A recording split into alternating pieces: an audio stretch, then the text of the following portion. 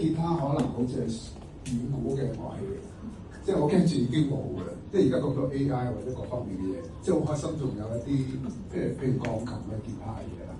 咁睇到大家即係嚟到嘅時候見到預備咧，我就有回憶咯。就好似我10幾歲咧，我就攞啲吉他去參加比賽，都攞獎，曾經攞過獎。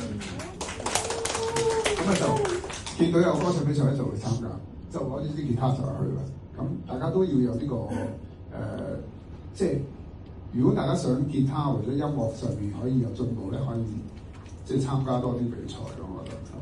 咁但係有一點咧，就需要留意咧，就係有啲地方嘅扣分咧，就係音色。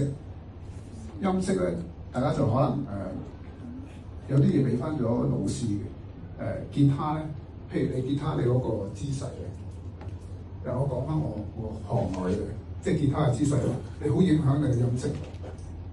我覺得係必須要留意啦。同埋另一方面我睇到咧，有啲咧係唔夠力嘅，即係唔夠力咧就係你嗰個手指咧就即係好尷尬。即係好尷尬就係你彈嘅時候咧，嗰啲聲咧係唔準。咁呢個咧長期嚟講咧就講你自己嘅即係所謂造化，即係你自己嗰個練功啦。咁短期咧，你可能要換嗰支吉他啦。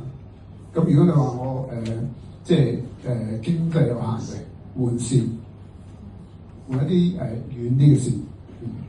咁啊問一下導師啦，到時咁就咁同埋咧，颱風咧，其實睇下可唔可以試下記咯。